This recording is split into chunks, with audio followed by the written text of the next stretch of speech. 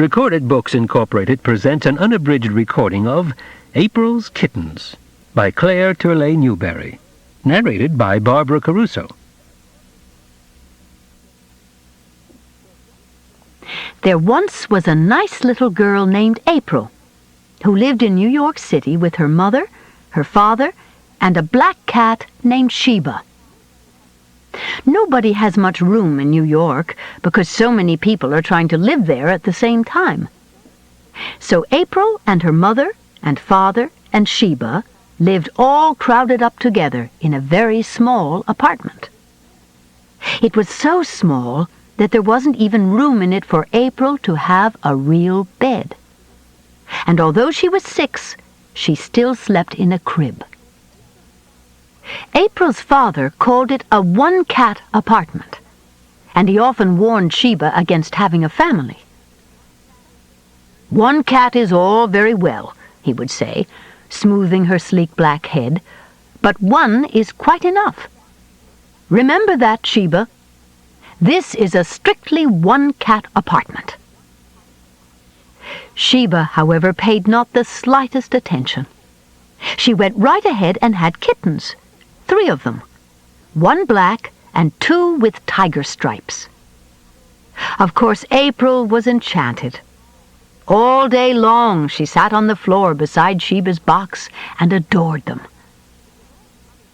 It was all her mother could do to pry her away from them long enough to brush her hair, or wash her face, or eat her meals. All she wanted to do was sit on the floor and watch Sheba's kittens. Her father was not nearly so pleased with them. 4 cats in an apartment this size is exactly 3 too many, he grumbled. "You will have to do something about those kittens, Margaret, and the sooner the better, before April gets attached to them." "Now, Charles, those kittens can't possibly bother you while they're so tiny. They don't make any noise, and they're too little to climb out of the box. Don't worry. We'll find homes for them all in good time." April did not listen. She was much too busy watching the kittens. One of the striped ones had a white nose and forehead, which made her look as though her hair were parted in the middle. Her little paws were white, too, and the tiny pads on them were of the tenderest pink. April ran a gentle forefinger over her little furry head and gave a sigh of pure happiness. Then she stroked the other 2 and Sheba, so they wouldn't feel neglected. It was plain to her that Daddy was mistaken about there being room in the apartment for only 1 cat. Here they were with 4, and how much more delightful life was for everyone. So April thought. "What are we going to name them, Mommy?" she asked one day. "Well, let's see now," said her mother, glancing up from the dress she was lengthening for April. "How about Tommy? Or Tiger? Or Tabby?" April considered, frowning seriously. Then she shook her head. "No, Mommy, I don't like any of those." "Well, then, how about Midge? Or Mouser? Or how about Midnight for the little black one?" "No, Mommy, I don't like any of those either," said April to each suggestion, and she begged her mother to think of some more names. This went on for days. At last, her father took a hand. "I'm going to name those kittens myself, here and now, and get it settled," he announced one morning, and he strode across the room to the kitten box. The kittens already had their eyes open and were busily crawling over, under, and around Sheba and each other. It was certainly high time they had names. Said April's father, regarding them thoughtfully. He tickled the black one's fat little tummy, and they all laughed to see it stretch and yawn, showing a pink-lined mouth and the tiniest white teeth in the world. "Kitten, I name you Charcoal," he said impressively. and April giggled her approval. He touched the next kitten, the tiger-striped one without any white on it. "Kitten, I name you Butch." "Daddy, you're good," laughed April. "He looks as if his name was Butch." "His name is Butch," said her father firmly. And then he touched the third and last kitten, the sweet white-faced one, with her hair parted in the middle. April caught her breath. "Oh, Daddy, do be careful of that one." "Here goes," said her father. "Kitten, I name you Brenda." There you are, April. Charcoal, Butch, and Brenda. "Brenda," repeated April, trying it out. "Daddy, you're good. You're a wonderful kitten namer." "Thank you, April. I don't think I'm so bad myself," said her father. He turned to her mother. "Now that they're all properly named, what are we going to do with them, Margaret? In a few more days they'll be climbing out of the box, and this place will be simply swarming with kittens. You won't be able to walk across the room without stepping on them. Have you found anyone to take them yet?" His words brought forth a wail of protest from April. "Oh, Daddy, aren't we going to keep them?" "Charles, dear," murmured her mother, "that wasn't tactful." I know," he said hastily, with an uneasy glance at April's face. "Well, Margaret, I told you in the beginning you'd better do something before she got attached to them. Now what are we going to do?" "Let's keep them, Mummy. Please, let's keep them," begged April. Her mother thought for a moment. "Why don't we let April keep one of the kittens and give away Sheba and the other two?" she suggested. April's father brightened. "The very thing," he agreed heartily. "Why didn't we think of that before? You'd rather have a kitten to play with, wouldn't you, honey?" "Of course she would," said her mother soothingly. "And we'll find nice homes for the others. How would that be, darling?" April looked down at the kittens, batting her eyelashes rapidly to keep back the tears. If she had to choose one of them, there was no doubt which it would be. She loved them all, but Brenda, dear little Brenda, with the tiny white feet and her hair parted sweetly in the middle, was far and away her favorite. But how could she give up Sheba? "Do we really have to give Sheba away if we keep a kitten?" she faltered. "I'm afraid so, dear. You know how it bothers Daddy to have too many cats around."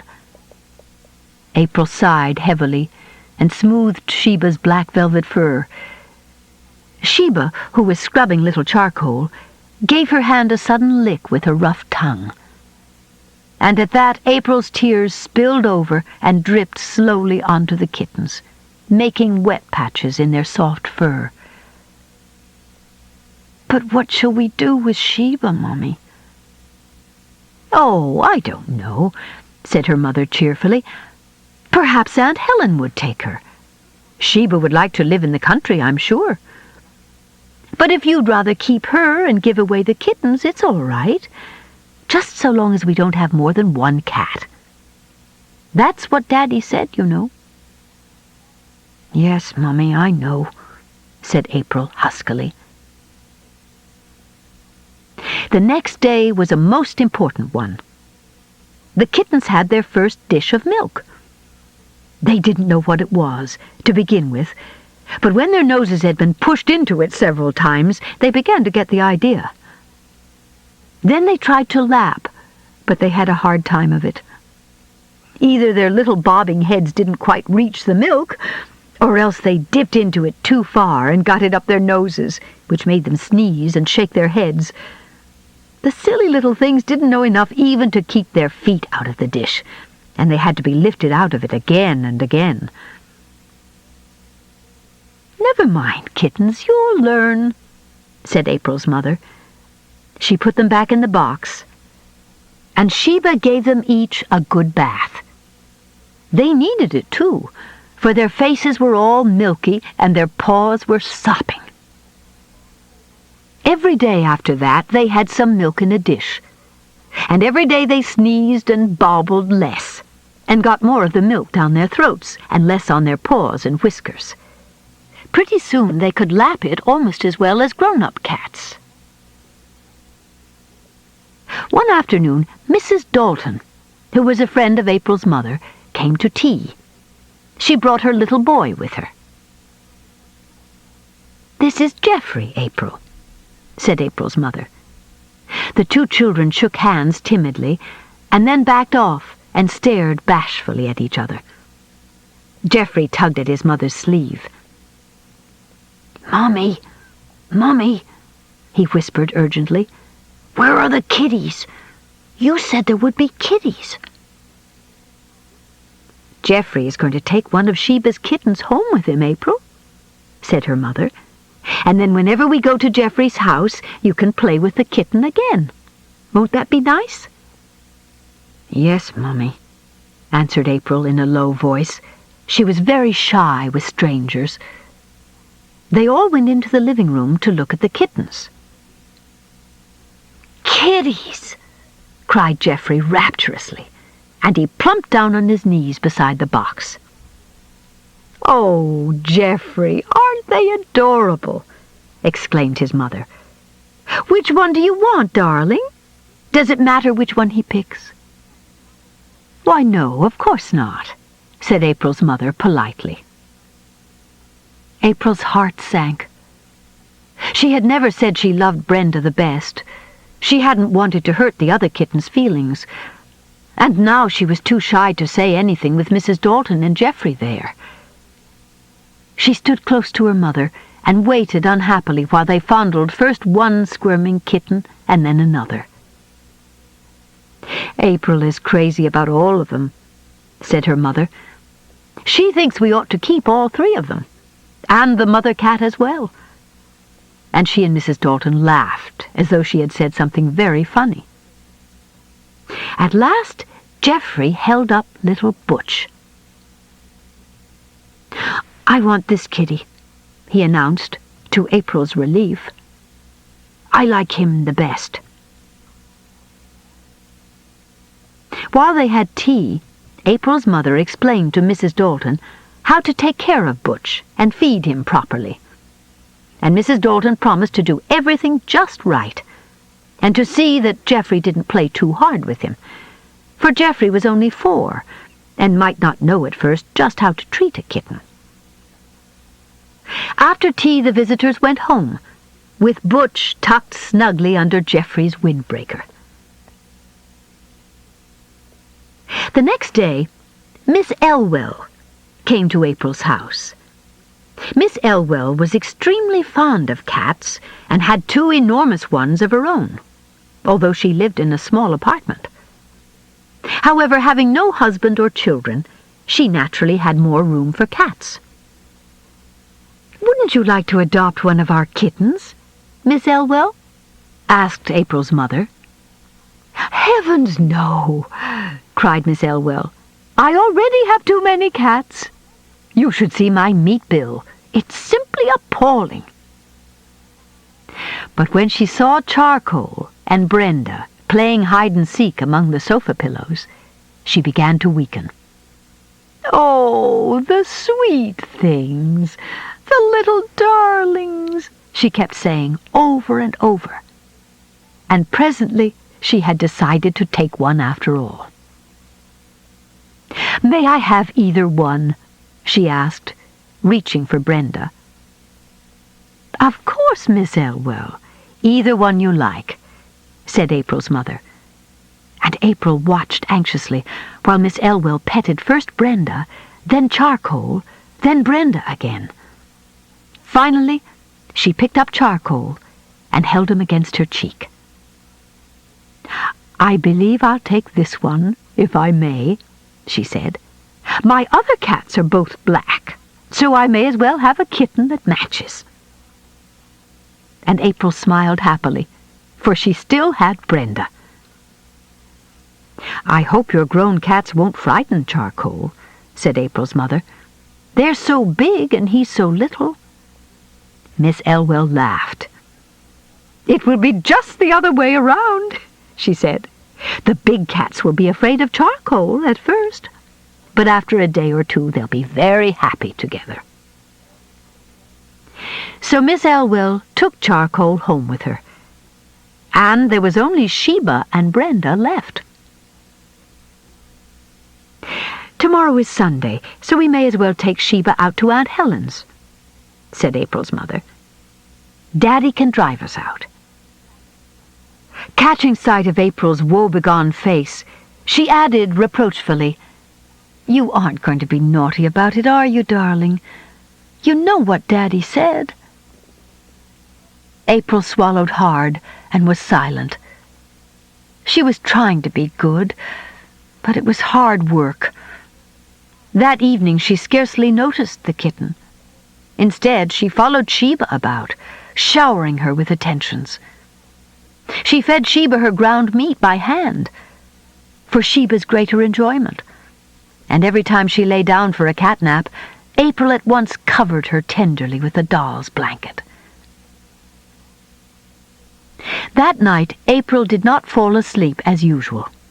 She lay wide awake in her crib, thinking about poor Sheba. Would Sheba be happy at Aunt Helen's house, she wondered, or would she be lonely and miserable? Pretty soon voices floated in from the living room. "What will Helen say when we drive up tomorrow with a yowling cat in the back seat?" her father asked. "Does Helen want the cat?" Her mother laughed a little. "Well, not particularly, I'm afraid. She'd much rather have a kitten, of course. But she promised to take Sheba if no one else would. I suppose Helen can give her to one of the neighbors if she doesn't want to keep her." There was a silence. Then April's father said, "Poor old Sheba. I hope she finds a good home. She's such a nice cat." "She is a nice cat," agreed her mother soberly. "I'd feel happier if we were keeping her and giving away the kitten." "Most people like kittens. They're so cunning, but not many care anything about a grown cat they haven't raised themselves." April's throat tightened painfully. She saw a vision that wrung her heart.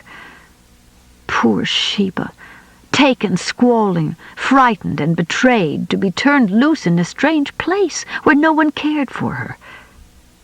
April pictured Sheba's grief and despair when she realized that her own family didn't want her. Most dreadful of all, Sheba would think that April no longer loved her. This was utterly unbearable, and suddenly April knew what she must do. There was no help for it. Brenda must go to Aunt Helen's instead. Aunt Helen wanted Brenda and would keep her and be kind to her. At this moment, April's mother stepped quietly into the bedroom.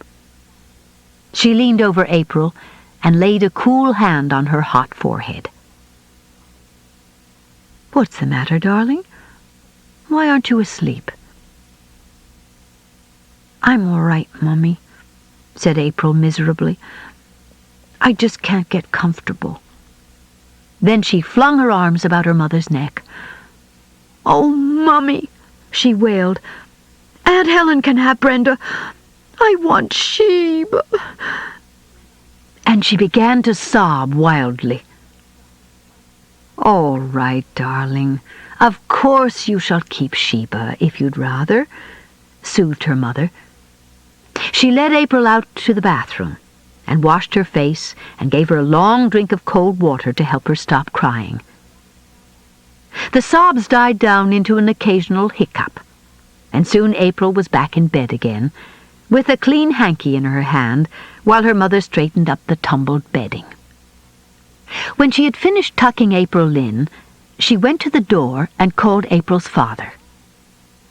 "Charles, come here a minute," I want to show you something." April's father put down his newspaper and came in. "What's the matter?" he asked. "Look, Charles. April will have to have a new bed. She has outgrown this one." He looked, and it was perfectly true. April was very small for her age, and that was why she had slept in a crib so long. But now, at last, she had outgrown it. When she stretched out, her toes touched the foot. "You're right. She certainly can't sleep in that crib much longer. She'll have to have a real bed." "But we can't get it into this apartment," her mother pointed out. "There just isn't room." "Then we shall simply have to move into a larger apartment," said her father. "We need more room anyhow. We're much too crowded here." April sat up. "Daddy," she cried, "when we get a new apartment, what kind will it be? I mean, will it be just another one-cat apartment like this one, or... Her voice broke, and she gazed up at him imploringly. He hesitated for a moment. Then he said, "Well, Margaret, what do you think? Shall we get a two-cat apartment this time?" "Charles," replied her mother, "I think that's a splendid idea. What this family really needs is a good, roomy, two-cat apartment. What do you think, April?" "Mummy," said April earnestly, "I think it would be just perfect." "Then it's settled," said her father with a smile. "We'll keep the two cats, and tomorrow morning we'll go apartment hunting." April paused just long enough to give each of her parents a smothering hug. Then she ran out into the living room to tell Sheba and Brenda the good news. And when she was tucked into bed again, she made up a poem, because she was so happy. It was a song for cats, and this is how it went.